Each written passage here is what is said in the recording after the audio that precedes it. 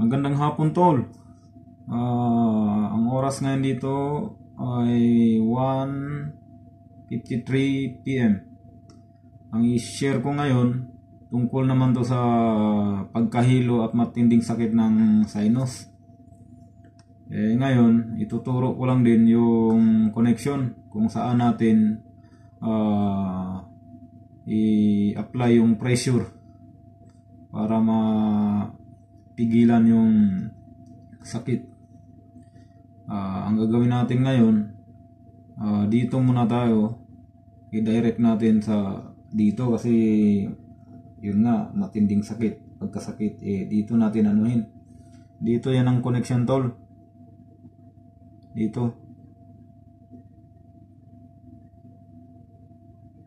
Diin mo lang dyan.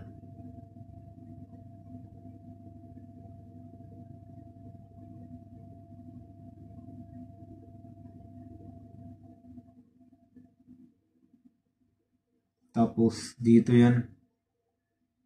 Dito. Ano lang na natin.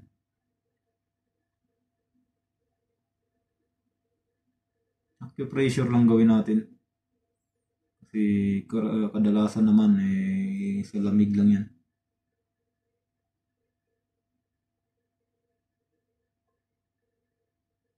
Dito yan. Maraming nagsabi delikado yan dito. Lahat naman delikado pero hindi naman natin ginagawang ano yan Kaya nga acupressure ang ano natin ginagawa. Ganyan lang. Lalo na pag may Vicks ka o Epicacent, mas maganda pakiramdam mo kapag lagyan mo dito. Tapos ganun mo lang, acupressure mo lang. Try mo rin, tol, para maramdaman mo o malaman mo kung ang sinasabi ko ay totoo o hindi. Basta lahat ng sinishare ko, nagawa ko na to sa sarili ko, pati sa iba. Ganun lang. Pati balik na naman dito.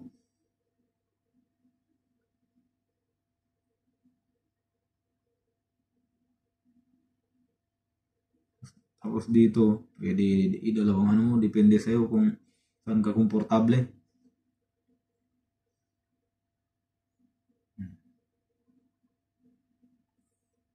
Lalo na may ano to, Vicks o Epicacent. Maganda sa ano to, tol. Tapos mayroon pa tayong ibang gagawin yan. Kung may ano ka dyan, ballpen ba o dulo ng ballpen, ito o yung takip ng ano, itong dulo na to, lahat dito, pati dito, mga connection yan. Kasi mahirap man kung ganunin mo. Gawin natin itong dulo ng ballpen. Ako kasi mayroon akong ano dito ginawa. Ito, pwede rin ganito ko. Ganito. Pero ang maganda yan, kung wala mong ano, ito na lang ballpen, pwede mong gawin.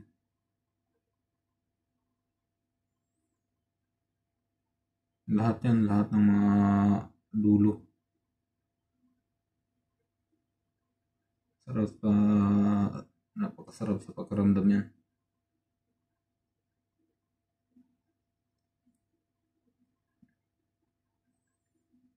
Saan gusto yan ano, dito din, ganun din sa kabila.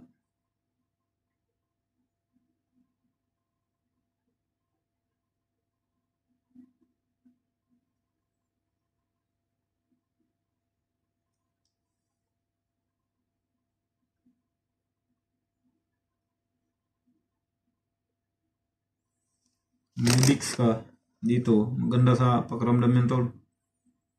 Dito. Pati maganda yung paghinga mo kapag na acupressure mo yan. Pati yung dito.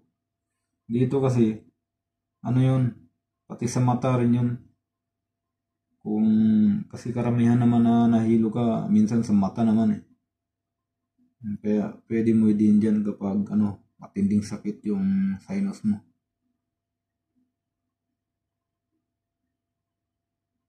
Basta ang payo ko lang, ingat palagi kasi baka madulas yung ano mo.